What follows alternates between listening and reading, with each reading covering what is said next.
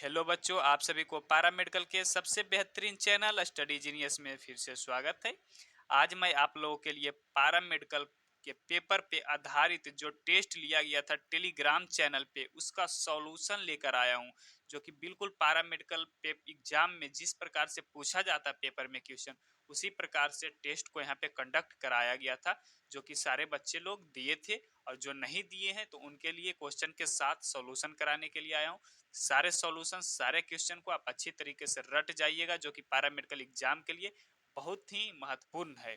तो सभी लोगों से निवेदन है कि जितना सारा क्वेश्चन इस चैनल पे पढ़ाया जा रहा है, सारे क्वेश्चन को आप अच्छी तरीके से एग्जाम में रट के जाइएगा। 70 to 80% आपको मैचिंग हो सकती है। तो चलिए, क्वेश्चन को स्टार्ट करने से पहले आप लोगों से एक छोटी सी निवेदन है, जो भी हमारे चैनल पे भी न्यू है या जो भी हमारे चैनल पे सब्सक्राइब अभी तक नहीं किए हैं, वो हमारे चैनल को सब्सक्राइब कर लेंगे, क्योंकि इस चैनल पे मोस्ट इंपॉर्टेंट क्वेश्चन का प्रैक्टिस करवाया जाता है और टेलीग्राम चैनल पे टेस्ट और पीडीएफ प्रोवाइड किया जाता है। टेलीग्राम चैनल डिस्क्रिप्शन लिंक में दिया हुआ है और कमेंट बॉक्स दोनों जगह पे दिया हुआ रहता है। आप कहीं से जाकर टेलीग्राम चैनल पे जुड़ सकते हैं। तो चलिए, पहला क्वेश्चन स्टार्ट करते हैं। पहला क्वेश्चन जीके का है, समान ज्ञान का। क्वेश्चन पे ध्यान दीजिएगा। क्वेश्चन क्या कह रहा बच्चों? कह रहा रेत समाधि। कह रहा क्वेश्चन, रेत समाधि निम्नलिखित में से किसकी पुस्तक है? कह रहा रेत समाधि है वह निम्नलिखित में से किसकी पुस्तक है? रेत समाधि is the book of which of the following. जो रेत समाधि पुस्तक है वह किसने लिखे हैं, किनके द्वारा लिखा गया? ए ऑप्शन अनुरुद्धति Roy, B option Pratibha Patil, C option Geetanjali Shree, D option Ramnath Kovind. सभी लोग बताइए, जो जो टेस्ट दिए अच्छी बात है, जो नहीं टेस्ट दिए जिनको आता है वो बताएंगे कमेंट में इसका राइट आंसर क्या होगा। कह रहा है रेत समाधि निम्नलिखित में से किसकी पुस्तक लिखी हुई है? चलिए, सभी लोग बताएंगे इसका राइट आंसर क्या होगा। तो इसका राइट आंसर हो जाता है बच्चों, इसका right answer option number C, रेत समाधि है, जो कि गीतांजलि श्री लिखे। कौन लिखे? रेत समाधि कौन लिखे बच्चों? गीतांजलि श्री लिखे हैं। आप सभी लोग याद रखिएगा, रेत समाधि कौन लिखे हैं? गीतांजलि श्री लिखे हैं रेत समाधि पुस्तक। चलिए, अगले क्वेश्चन की ओर बढ़ते हैं। अगला क्वेश्चन क्या कर रहा है? अगला क्वेश्चन था अर्जुन अवार्ड। कह रहा अर्जुन अवार्ड किस क्षेत्र में प्रदान किए जाते हैं? ए खेल के क्षेत्र में, बी कला के क्षेत्र में, सी साहित्य के क्षेत्र में, डी काव्य रचना के क्षेत्र में। कह रहा अर्जुन अवार्ड है वह किस खेल में प्रदान किए जाते हैं? एक खेल के क्षेत्र में, बी कला के क्षेत्र में, सी साहित्य के क्षेत्र में, डी काव्य रचना के क्षेत्र में। तो इसका आंसर क्या होगा बताएंगे कमेंट में, इसका राइट आंसर क्या होगा। तो इसका राइट आंसर जिनका जिनका ए था उनका बिल्कुल सही जवाब, खेल के क्षेत्र में प्रदान किया जाता है। किसके क्षेत्र में किया जाता है? अर्जुन अवार्ड खेल के क्षेत्र में प्रदान किया जाता है। आप सभी लोग याद रखिएगा, जिनका ए था उनका बिल्कुल सही जवाब था। चलिए, अगले क्वेश्चन की ओर बढ़ते हैं। अगला क्वेश्चन क्या कह रहा है? अगला क्वेश्चन कह रहा है राजीव गांधी खेल रत्न पुरस्कार का नया नाम क्या है? कह रहा है राजीव गांधी खेल रत्न पुरस्कार है, उसका क्या नाम है? ए लाला अमरनाथ खेल रत्न पुरस्कार, बी अटल खेल रत्न पुरस्कार, सी मोहम्मद अली खेल, डी मेजर ध्यानचंद्र खेल रत्न पुरस्कार। बताएंगे इसका राइट आंसर क्या होगा। सभी लोग कमेंट करके बताएंगे इसका राइट आंसर क्या होगा। कह रहा है राजीव गांधी खेल रत्न पुरस्कार का नया नाम क्या है? सभी लोग बताएंगे इसका राइट आंसर क्या होगा कमेंट में। सभी लोग जवाब देंगे इसका राइट आंसर क्या होगा। कह रहा है राजीव गांधी खेल रत्न पुरस्कार का नया नाम क्या है? तो इसका राइट आंसर हो जाएगा, जिनका ऑप्शन डी था बिल्कुल सही जवाब था। और जो जो नहीं बनाए थे वो सभी लोग सारे इस क्वेश्चन को याद कर लीजिएगा, क्योंकि बहुत ही ज्यादा महत्वपूर्ण क्वेश्चन है, बहुत ही महत्वपूर्ण क्वेश्चन है। राजीव गांधी खेल रत्न पुरस्कार का नया नाम है मेजर ध्यानचंद्र खेल रत्न पुरस्कार है। चलिए, अगले क्वेश्चन की ओर बढ़ते हैं। अगला क्वेश्चन क्या करा बच्चों? अगला क्वेश्चन करा संयुक्त राष्ट्र संघ के वर्तमान मार्च यानी मार्च 2023 में जो हुआ था उसके महासचिव कौन है? A option Asha Rose Migiro, B Trygve Lie, C Kofi Annan, D Antonio Guterres. तो चलिए, सभी लोग बताएंगे इसका राइट आंसर क्या कह रहा है। संयुक्त राष्ट्र संघ के वर्तमान मार्च 2023 के महासचिव कौन है? Asha Rose Migiro, B option Trygve Lie, C option Kofi Annan, D Antonio Guterres. सभी लोग बताएंगे इसका राइट आंसर क्या होगा। तो इसका राइट आंसर जिनका ऑप्शन डी है उनका बिल्कुल सही जवाब। ऑप्शन इसका क्या हो जाएगा? डी एंटोनिया गुटेरेस हैं, जो कि संयुक्त राष्ट्र संघ के वर्तमान महासचिव कौन है? Antonio Guterres. यह पिछले 5 साल से रह रहे हैं। 2021 में इसका चुनाव कराया गया था, 2021 में इसका चुनाव कराया गया था जिसमें भी यह महासचिव बने, उसके पहले 5 साल से यही है, याद रखिएगा। चलिए अगले क्वेश्चन की ओर बढ़ते हैं। अगला क्वेश्चन बायोलॉजी से है। क्वेश्चन क्या कर रहा है बच्चों, बहुत ही अच्छा क्वेश्चन है, बहुत ज्यादा महत्वपूर्ण क्वेश्चन है। क्वेश्चन कर रहा है विटामिन सी का उत्तम स्रोत क्या है, कह रहा है विटामिन सी का सबसे बढ़िया स्रोत क्या है। What is the best source of vitamin C, vitamin C के लिए सबसे अच्छा स्रोत कौन सा है। ए एप्पल, बी आम यानी मैंगो, सी आंवला या गोसबेरी, डी मिल्क यानी दूध। चलिए बताएंगे इसका राइट आंसर क्या होगा, सभी को पता होगा। जो विटामिन सी होता है उसके लिए उत्तम स्रोत कौन सा है, सभी लोग बताएंगे इसका राइट आंसर क्या होगा। तो इसका right answer option number C हो जाएगा, आंवला है जो कि विटामिन सी के लिए बहुत ही ज्यादा उत्तम स्रोत है। कौन है बच्चों, आम है जो कि आंवला है जो कि विटामिन सी के लिए उत्तम स्रोत है।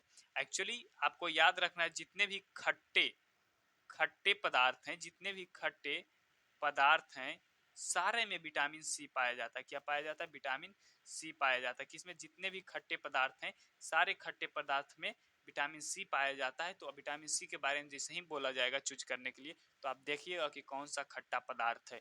जो खट्टा पदार्थ रहेगा उसको आप टिक लगा दीजिएगा बेहिचक, आपका राइट आंसर जाएगा। खट्टा पदार्थ में विटामिन सी पाया जाता है। चलिए अगले क्वेश्चन की ओर बढ़ते हैं। अगला क्वेश्चन क्या कर रहा है बच्चों, डायलिसिस। कह रहा है डायलिसिस का उपयोग किया जाता है, कह रहा है डायलिसिस का उपयोग किस बीमारी के लिए किया जाता है, किसके लिए किया जाता है। इज डायलिसिस इज यूज्ड, कह रहा है डायलिसिस किसके लिए हम यूज्ड करते हैं, किस बीमारी के लिए हम प्रयोग करते हैं डायलिसिस। ये दिल के लिए फॉर हार्ट, दिमाग के लिए फॉर द ब्रेन, सी गुर्दे के लिए फॉर किडनी, यकृत के लिए फॉर लीवर के लिए। चलिए सभी लोग बताएंगे इसका राइट आंसर क्या होगा। डायलिसिस का उपयोग किसके लिए किया जाता है। इज डायलिसिस यूज, दिल के लिए किया जाता है, दिमाग के लिए किया जाता है, गुर्दे के लिए किया जाता है या यकृत के लिए किया जाता है। तो बताएंगे इसका राइट आंसर क्या होगा। तो इसका राइट आंसर जिनका जिनका ऑप्शन नंबर सी था उनका बिल्कुल सही जवाब था, गुर्दे के लिए किया जाता है यानी किडनी के लिए किया जाता है। डायलिसिस का उपयोग किसके लिए किया जाता है बच्चों, किडनी के लिए। क्यों किया जाता है, जब किडनी खराब हो जाती है, जब किडनी खराब हो जाती है तो ब्लड हमारा क्या होता है, जो हमारे शरीर में जितना भी प्रकार का फिल्टरेशन होता है वो फिल्टर नहीं हो पाता। पानी हम लोग पीते हैं तो पानी का फिल्टर होता है, कोलेस्ट्रोल हो जाता है जो कि जम जाता है। तो किडनी खराब हो जाने के कारण हमारा शरीर से जो कि मल मूत्र हो निकलता है फिल्टर होकर, वह फिल्टर नहीं हो पाता है पानी। इसीलिए उसको फिल्टर करने के लिए किडनी को, उसको फिल्टर करने के लिए ब्लड को डायलिसिस किया जाता है। क्योंकि सारा चीज तो ब्लड में मिलता है, ब्लड से कौन छाड़ता है, किडनी छाड़ता है। इसलिए ब्लड को डायलिसिस किया जाता है किडनी खराब होने पर, आप लोग याद रखिएगा। चलिए अगले क्वेश्चन की ओर बढ़ते हैं। अगला क्वेश्चन क्या कर रहा है, पोलियो रोग का उत्पन्न किससे होता है। कह रहा पोलियो रोग है उसका उत्पन्न किससे होता है। What causes polio disease, polio disease का उत्पन्न कहाँ से होता है। ए जीवाणु करता है यानी बैक्टीरिया, बी कवक करता है यानी फंगस, सी विषाणु करता है यानी वायरस, डी प्रोटोजोआ करता है यानी इसका बोला जाए तो मच्छर को बोला जाता है प्रोटोजोआ। तो बताएंगे इसका राइट आंसर क्या होगा, पोलियो रोग का उत्पन्न किससे होता है। अब जो अभी तक हमारे चैनल को सब्सक्राइब नहीं किया चैनल को सब्सक्राइब कर लेंगे, क्योंकि इस चैनल पे मोस्ट इंपॉर्टेंट क्वेश्चन का प्रैक्टिस करवाया जाता है जो कि पैरा मेडिकल एग्जाम के व्यू से बहुत ही ज़्यादा महत्वपूर्ण रहती है। यहाँ से क्वेश्चन पिछले साल भी बहुत सारे क्वेश्चन मैचिंग किए थे। तो चलिए सभी लोग जवाब दीजिए इसका राइट आंसर क्या होगा, पोलियो रोग का उत्पन्न किससे कहते हैं। चलिए सभी लोग बताएंगे इसका राइट आंसर क्या होगा। तो इसका राइट आंसर जिनका जिनका ऑप्शन नंबर जिनका जिनका ऑप्शन नंबर सी है उनका बिल्कुल सही जवाब विषाणु। पोलियो किससे होता है, विषाणु से होता है, वायरस के द्वारा होता है उत्पन्न। किसके द्वारा होता है बच्चों, वायरस के द्वारा उत्पन्न होता है पोलियो रोग, याद रखिएगा। चलिए अगले क्वेश्चन की ओर बढ़ते हैं। अगला क्वेश्चन क्या कर रहा है, अगला क्वेश्चन कर रहा है मानव शरीर में, कह रहा मानव शरीर में सबसे अधिक मात्रा में कौन सा तत्व पाया जाता है। कह रहा है ह्यूमन के जो बॉडी है, मानव का शरीर है, उसमें सबसे ज्यादा तत्व कौन सा पाया जाता है। Which element is found largest quantity in human body. कह रहा ह्यूमन बॉडी में सबसे ज्यादा मात्रा में कौन सा एलिमेंट पाया जाता है, कौन सा तत्व पाया जाता है। ए ऑक्सीजन, बी कार्बन, सी लोहा, डी नाइट्रोजन। बताइए सभी लोग इसका राइट आंसर क्या होगा। कह रहा मानव शरीर में सबसे अधिक मात्रा में कौन सा तत्व पाया जाता है, सभी लोग बताएंगे इसका राइट आंसर क्या होगा। तो इसका राइट आंसर क्या हो जाएगा बच्चों, ऑप्शन नंबर ए जिनका है बिल्कुल सही जवाब, ऑक्सीजन पाया जाता है। क्या पाया जाता है, ऑक्सीजन। मानव शरीर में सबसे ज्यादा मात्रा में तत्व ऑक्सीजन पाया जाता है। सभी लोग याद रखिएगा क्या पाया जाता है, ऑक्सीजन पाया जाता है। चलिए अगले क्वेश्चन की ओर बढ़ते हैं। अगला क्वेश्चन फिजिक्स का है बच्चों। फिजिक्स का बहुत ही अच्छा क्वेश्चन है, ध्यान रखिएगा, क्वेश्चन को अच्छे से देखिएगा। फिजिक्स का क्वेश्चन किस प्रकार से सोल्व किया जाता है ये भी आप ध्यान से देखिएगा। क्वेश्चन का क्या कर रहा है बच्चों, नियत नियत आदेश से सवेशित दो गोलाकार पिंड के मध्य के बलों का अनुपात यदि प्रादविनांक क्रमशः वायु तथा के है। कह रहा है the ratio of force between two spherical bodies changed with the fix order if their the electric constant are air and K respectively. कह रहा है दो गोलाकार पिंड है, ध्यान दीजिए, दो गोलाकार पिंड है, इसके मिड यानी कि मध्य का बीच का जो बल है वह बल है, तो इसका फोर्स क्या लगता है बच्चों, फोर्स आपको पता होगा के Q1 Q2 by r square, इसका फोर्स बरोबर फार्मूला है। क्या फोर्स बरोबर फार्मूला है, तो वही कह रहा है नियत आदेश से आवेशित दो गोलाकार, यह दो गोलाकार है, इसके पिंड के मध्य यानी बीच में जो बल लगता है उसका अनुपात यदि पारावैद्युतांक क्रमशः वायु है, मतलब के जो इसका दिया हुआ है पारावैद्युतांक है जो दिया हुआ है, एक का एयर दिया हुआ है, क्या दिया हुआ है एयर, एयर दिया हुआ, एयर का मतलब होता है के का वैल्यू 1, और दूसरे का कितना दिया हुआ है के दिया हुआ है, दूसरे का कितना दिया हुआ, एक का एयर दे रखा है, दूसरा का वैल्यू कितना दे रखा है के दे रखा है। फिर से मैं इसको बता देता हूँ, अब फिर से देखिएगा, फिर से इसको बता देता हूँ। कह रहा है दो गोला है, ठीक, दो गोला है, दोनों का बीच में एक फोर्स लगता है, जो फोर्स क्या होता है एफ इजकल टू के Q1 Q2 by r square होता है। इसका के का वैल्यू दिया हुआ एयर, एयर दिया हुआ है, जो कि एयर की वैल्यू कितना होता है 1 होता है, इसका के का वैल्यू कितना दिया हुआ है के दिया हुआ है। तो कह रहा है इन दोनों का बीच का फोर्स का क्या होगा, फोर्स का वैल्यू क्या होगा, तो निकालेंगे। पहला ए का निकालेंगे, इसका फोर्स, यह इसका फोर्स इस पर लगेगा और इस गोला का फोर्स इस पर लगेगा, तो इसका हम निकालेंगे पहला। तो F1 का हम फार्मूला मान लिए, ये F2 का फार्मूला क्या मानते हैं, F2 का के Q1 Q2 by r square, यहाँ पर K1 मानेंगे, यहाँ पर क्या मानेंगे K2 मान लेंगे, K2। अब देखिए सारा इसमें भी ए वाला देखिएगा, जिसको मैं गोला करूंगा उस पर ध्यान दीजिए, इसमें ए वाला क्या है ए, और इसमें भी क्या है ए, दोनों सेम है। तो जब हम इसको वटा करेंगे F1 बटा F2 करेंगे तो क्या हो जाएगा, ए वाला क्या हो जाएगा कैंसिल हो जाएगा, तो हम डायरेक्ट इसको लिख सकते हैं K1 बटा क्या लिख सकते हैं K2 लिख सकते हैं, क्या लिख सकते हैं K1 बटा हम क्या कर लिख सकते हैं K2 लिख सकते हैं, क्या लिख सकते हैं बच्चों K2 लिख सकते हैं। अब इसमें क्या है, अब इतना लिख दिए, अब इसको बाद लिखने के बाद K1 का वैल्यू कितना दिया हुआ है, K1 का वैल्यू 1 है, K2 का वैल्यू कितना दिया हुआ है K दिया हुआ है। तो फोर्स पूछा है दोनों का बीच का फोर्स का वैल्यू क्या हुआ, तो F1 बटा F2 इजकल टू क्या हो जाएगा 1 बाई के, इसलिए इसका रेशियो क्या हो जाएगा 1 रेशियो के, इसका क्या हो जाएगा आंसर हो जाएगा। देखिए कोई आंसर दे रहा है, ये ऑप्शन नंबर ए है जो क्या है राइट है। तो चलिए अगले क्वेश्चन की ओर बढ़ते हैं।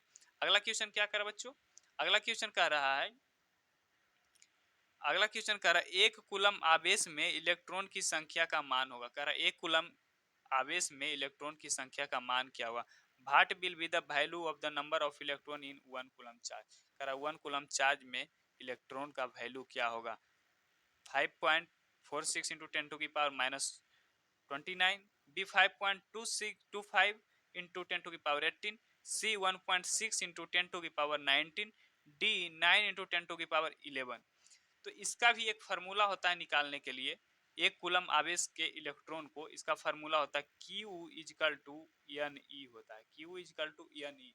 अब इसमें चार्ज दिया हुआ है एक कूलम चार्ज, वैल्यू दिया हुआ 1 कूलम, और निकालना क्या कर रहा है नंबर ऑफ इलेक्ट्रॉन एन निकालना है हमको, क्या निकालना है नंबर ऑफ इलेक्ट्रॉन एन निकालना। अब इलेक्ट्रॉन, इलेक्ट्रॉन का वैल्यू कितना होता है सभी लोगों को पता होगा, इलेक्ट्रॉन की वैल्यू आता है 1.6 इंटू 10 टू की पावर माइनस 19 होता है, कितना होता है 1.6 इंटू 10 टू की पावर माइनस 19 होता है, सभी लोगों को पता है। चलिए अब इसको 1 का वैल्यू हम एन का वैल्यू निकालते हैं, तो इस साइड मल्टीप्लाई में, तो इस साइड क्या चीज में हो जाएगा गुना में, डिवाइड में हो जाएगा 10 टू की power minus 19 equal to n. तो इसको हम जब कैलकुलेशन करते हैं तो कैलकुलेशन करने के बाद आपका आंसर क्या हो जाएगा 6.25 इंटू 10⁻18 इसका आंसर आ जाएगा। कैलकुलेशन आप अच्छा से कीजिएगा। एन का वैल्यू क्या हो जाएगा निकल जाएगा, तो इसका राइट आंसर क्या हो जाएगा ए हो जाएगा। आप डिवाइड कर लीजिएगा इसको। चलिए अगले क्वेश्चन की ओर बढ़ते हैं। अगला क्वेश्चन क्या कर बच्चों, सेल्सियस स्केल पर, क्वेश्चन केमिस्ट्री का है, कह रहा है सेल्सियस स्केल पर ताप का परम शून्य मान है, कह रहा है absolute zero value of temperature on the Celsius scale. कह रहा है अगर टेम्परेचर जीरो है तो सेल्सियस स्केल पर उसका वैल्यू क्या होगा। तो टेम्परेचर का फार्मूला होता है 273.15 प्लस टेम्परेचर किस में होता है, सेल्सियस में होता है। तो इसी का हमको निकालना है, टेम्परेचर का सेल्सियस का वैल्यू निकालना है। कह रहा है अगर टेम्परेचर जीरो रहे तब, तो टेम्परेचर को हम जीरो कर देते हैं, तो 273.15 प्लस टी डिग्री सेल्सियस। तो टी डिग्री सेल्सियस को हमको लिखने के लिए, निकालने के लिए इसको हमको क्या करना पड़ेगा, इस साइड करना पड़ेगा। तो इस साइड क्या चीज में आएगा, -273.15 डिग्री सेल्सियस आएगा। इसका राइट आंसर क्या हो जाएगा, टी डिग्री सेल्सियस का -273.15 डिग्री सेल्सियस। इसका right answer option number D हो जाएगा। चलिए अगले क्वेश्चन की ओर बढ़ते हैं। अगला क्वेश्चन क्या करा बच्चों, अगला क्वेश्चन पर ध्यान दीजिए। करा किसी तत्व में समस्थानिक में निम्नलिखित में से किसकी संख्या भिन्न है। Which of the following has the different number of isotopes of an element. कह रहा है जो एलिमेंट दिया गया उसमें आइसोटोप किसका भिन्न है, किसका ज्यादा है, डिफरेंट है। कह रहा है किस तत्व का समस्थानिक संख्या क्या है, भिन्न है, प्रोटॉन का, इलेक्ट्रॉन का, न्यूट्रॉन का, ड्यूट्रॉन को। बताएंगे सभी लोग किसका होता है समस्थानिक संख्या होता है जो कि भिन्न होता है। चलिए सभी लोग बताएंगे इसका राइट आंसर क्या होगा, किसका आइसोटोप होता है जो कि भिन्न होता है। सभी लोग बताएंगे इसका राइट आंसर क्या होगा। तो सभी लोग को याद रखना है न्यूट्रॉन का होता है, जो कि इसका क्या होता है, न्यूट्रॉन का आइसोटोप हमेशा क्या होता है, भिन्न होता है, अलग होता है, डिफरेंट होता है। सभी लोग याद रखिएगा। चलिए अगले क्वेश्चन क्या करें बच्चों, अगला क्वेश्चन ध्यान दीजिए। कह रहा है निम्नलिखित में से कौन अधिकतम संयोजी, कह रहा है चार ऑप्शन दिया हुआ, इन चारों में से सबसे ज्यादा संयोजी किसका है। Which of the following is the maximum valency, किसका मैक्सिमम वैलेंसी है, एचएफ का, एचसीएल का, एचबीआर का या एचआई का। बताइएगा इसका राइट आंसर क्या हो। कह रहा है इन चारों में से सबसे ज्यादा वैलेंसी किसका है। सभी लोग बताएंगे इसका राइट आंसर क्या होगा। तो वैलेंसी मैं एक को निकालने के लिए बता देता हूँ, वैलेंसी कैसे निकाला जाता है। जैसे हाइड्रोजन, हाइड्रोजन का क्या वैलेंसी 1 है, हाइड्रोजन 1। अगर फ्लोरीन की बात किया जाए तो फ्लोरीन का एटॉमिक नंबर 9 है, तो इसको हम लिखेंगे 1s2 2s2 2p 2p क्या लिखेंगे 5 लिखेंगे, 2p5। एक सेल में 2 इलेक्ट्रॉन फुल होने के बाद दूसरा सेल में ही जाता है, तो पी कितने पर जाता है, p6 तक के जाता है। तो जो लास्ट में इलेक्ट्रॉन होता है उसको हम वैलेंसी बोलते हैं। तो फ्लोरीन का वैलेंसी कितना हो जाएगा 7 हो जाएगा, हाइड्रोजन का कितना हो जाएगा 1, क्योंकि यहाँ पर लिखेंगे तो 1s1 लिखेंगे, और फर्स्ट सेल में कितना रहना चाहिए 2 रहना चाहिए, 2 इलेक्ट्रॉन, जो कि 2 इलेक्ट्रॉन है नहीं, तो एक इलेक्ट्रॉन की और आवश्यकता है, इसलिए इसका वैलेंसी कितना है 1। तो एच एफ का वैलेंसी कितना हो जाएगा 1 + 7 = 8 वैलेंसी हो जाएगा एच एफ का। इसी प्रकार आप सारे को निकालिएगा और निकल जाएगा। इसका राइट आंसर हो जाएगा जो कि ऑप्शन नंबर डी होगा, एच आई। आई एच का वैलेंसी 1 होता है, आई का 57 होता है, आप निकाल लीजिएगा। इसका राइट आंसर क्या हो जाएगा, डी आंसर होता है। आयोडीन का एटॉमिक नंबर 58 होता है। चलिए अगले क्वेश्चन की ओर बढ़ते हैं। अगला क्वेश्चन क्या करा, हिंदी से। अगला क्वेश्चन कहाँ से बच्चों, हिंदी से क्वेश्चन है। कर अनेक शब्दों के जगह एक शब्द का चयन करें जिनसे देश के साथ विश्वघात किया हो।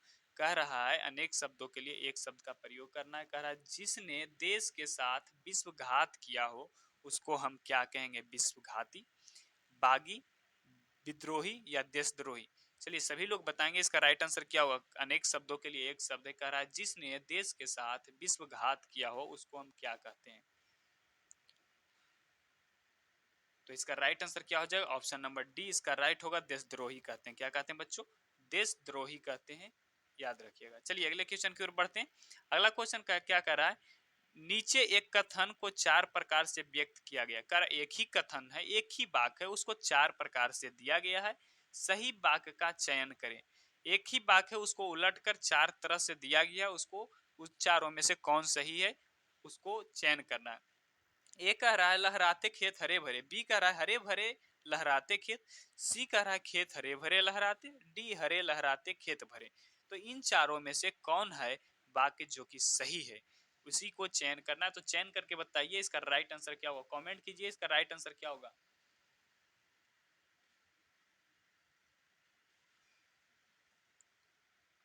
तो इसका राइट आंसर हो जाएगा ऑप्शन नंबर बी होगा, जो कि राइट होगा, हरे भरे लहराते खेत, जो कि शुद्ध वाक्य है। क्या है बच्चों, शुद्ध वाक्य कौन सा, हरे भरे लहराते खेत। चलिए अगले क्वेश्चन की ओर बढ़ते हैं। अगला क्वेश्चन क्या कर रहा है बच्चों, अगला क्वेश्चन कह रहा है प्रेम हो जाने, कह रहा है प्रेम हो जाने, sorry one second,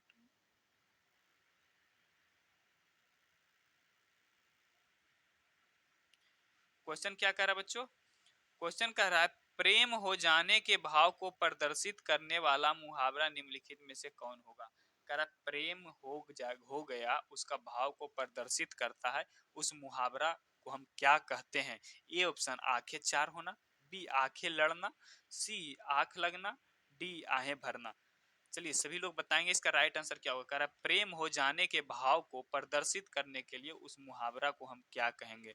A option आंखें चार होना, बी आंखें लड़ना, सी आंख लगना, डी आहें भरना। तो बताइए इसका राइट आंसर क्या होगा, कौन सा मुहावरा होगा जिसका अर्थ प्रेम हो जाने के भाव को प्रकट करता हो। सभी लोग बताएंगे इसका राइट आंसर क्या होगा। बहुत ही अच्छा क्वेश्चन हिंदी का है। चलिए सभी लोग बताइए। तो इसका राइट आंसर हो जाएगा ऑप्शन नंबर बी होगा, जो कि इसका राइट होगा, आंखें लड़ना। प्रेम हो जाने का भाव को मुहावरा के रूप में हम बोलेंगे आंखें लड़ना, इसका मतलब प्रेम हो जाने। डायरेक्ट रूप में एग्जाम ये भी पूछ देता आंखें लड़ना का मुहावरा का अर्थ क्या होगा, तो आप ये भी याद रखिएगा आंखें लड़ना का मुहावरा का अर्थ प्रेम हो जाना अर्थ उसका होता है। अगला क्वेश्चन की ओर बढ़ते हैं। अगला क्वेश्चन क्या करा, मुहावरे का सही अर्थ बताइए। कह रहा मुहावरा है उसका सही अर्थ बताना है। गुल्लड़ का फूल, कह रहा गुल्लड़ का फूल का मुहावरा का सही अर्थ क्या होगा। ए बहुत सुंदर, बी असंभव बात, सी व्यर्थ की वस्तु, डी अज्ञानी। चलिए बताइए इसका राइट आंसर क्या होगा, मुहावरे का अर्थ गुल्लड़ का फूल, इसका अर्थ क्या होगा।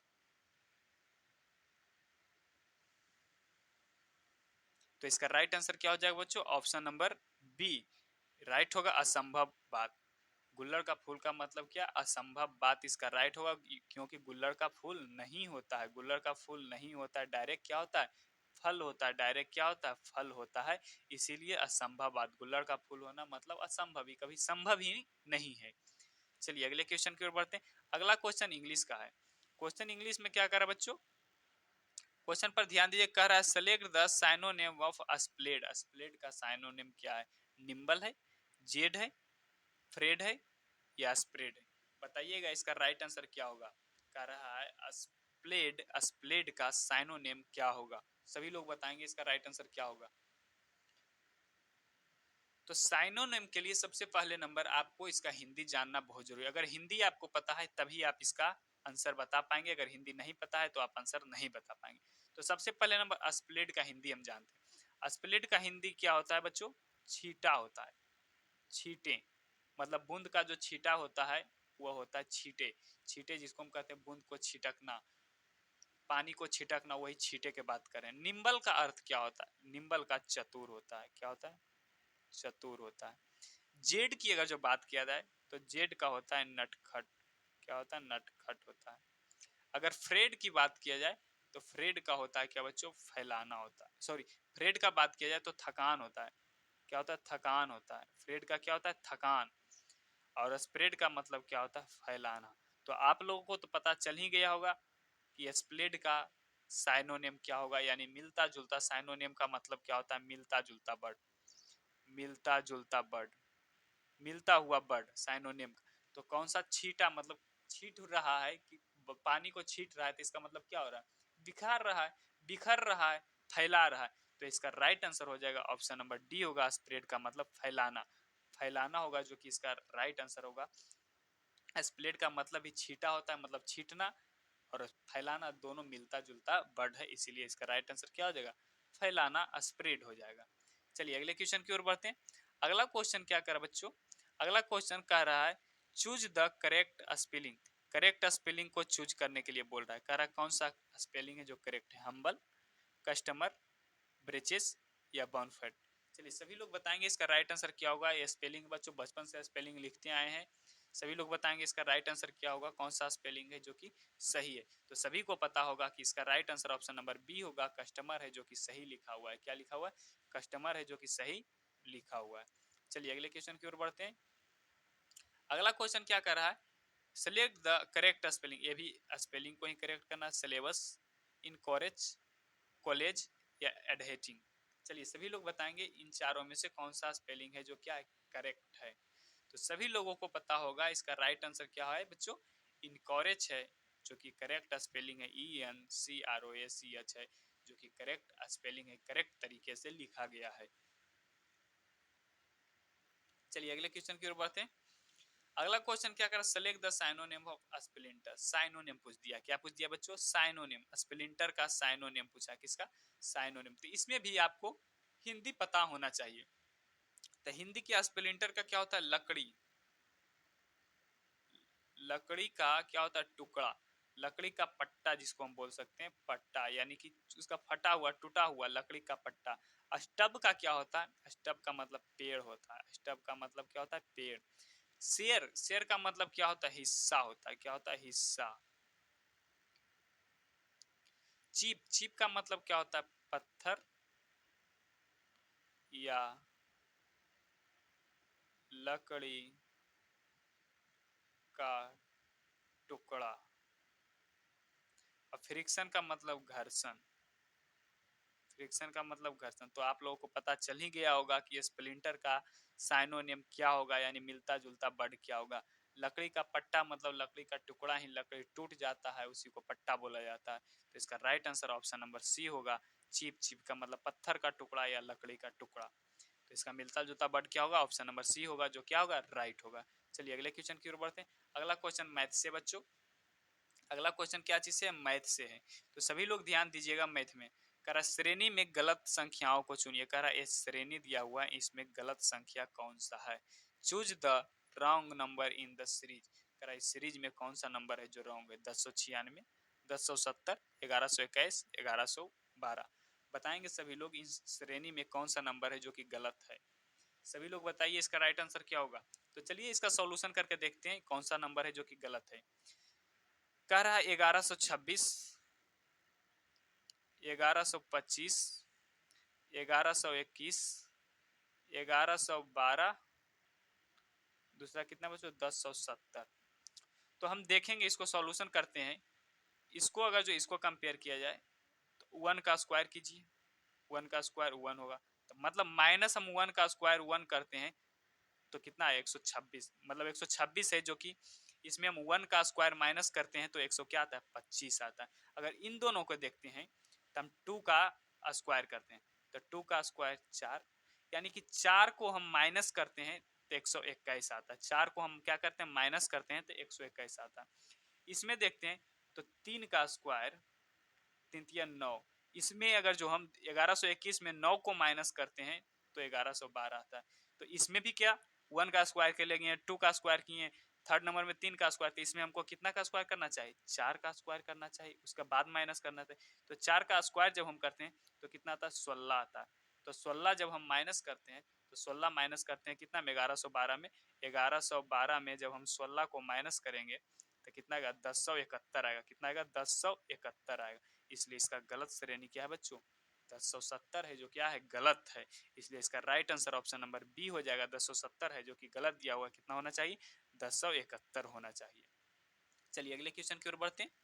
अगला क्वेश्चन क्या कर रहा है बच्चों? कह रहा किसी संख्या का, क्वेश्चन पर ध्यान दीजिएगा। क्वेश्चन क्या कह रहा है?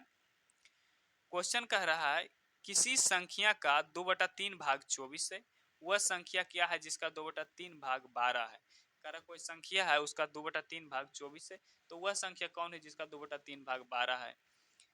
2/3 of the number is 24, then what is the number whose the 2/3 is 12? ये ऑप्शन 24, बी 16, सी 18, डी 19। तो बताइए सभी लोग इसका राइट आंसर क्या होगा। सभी लोग कमेंट कीजिए इसका राइट आंसर क्या होगा। सभी लोग बताएंगे।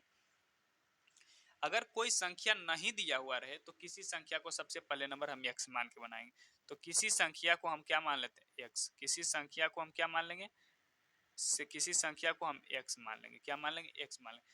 कह रहा है किसी संख्या का 2/24 दिया हुआ है, लेकिन हमको निकालना किसका है? 2/3 भाग का 12, तो वह संख्या क्या है? चलिए किसी संख्या का कह रहा है, तो x का कितना? 2/3 भाग कितना है? 12 है। तो हमको x का वैल्यू निकालना है। का मतलब क्या होता है? गुना। तो x यही साइड रखने देंगे, 12 इस साइड क्या चीज में? मल्टीप्लाई में है, तो इस साइड जाएगा तो क्या चीज में हो जाएगा?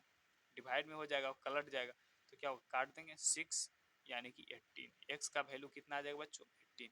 किसी संख्या का पूछा है तो वह संख्या कौन सा है? 18 है। सभी लोग याद रखिएगा। चलिए अगले क्वेश्चन की ओर बढ़ते हैं। अगला क्वेश्चन क्या कर रहा है बच्चों?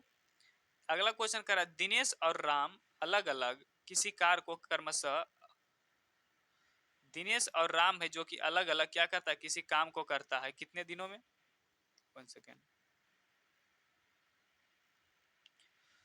कह रहा है दिनेश और राम है जो कि अलग अलग किसी कार्य को क्रमशः 80 और 120 मिनट में करता है पूरा।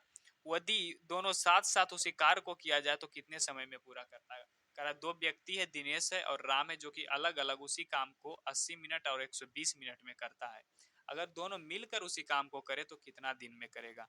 Dinesh and Ram can complete A price of work separately 80 minute और 120 मिनट में। दिनेश 80 मिनट में काम करता है और क्या चीज? राम करता है 120 मिनट में काम करता है, अलग अलग।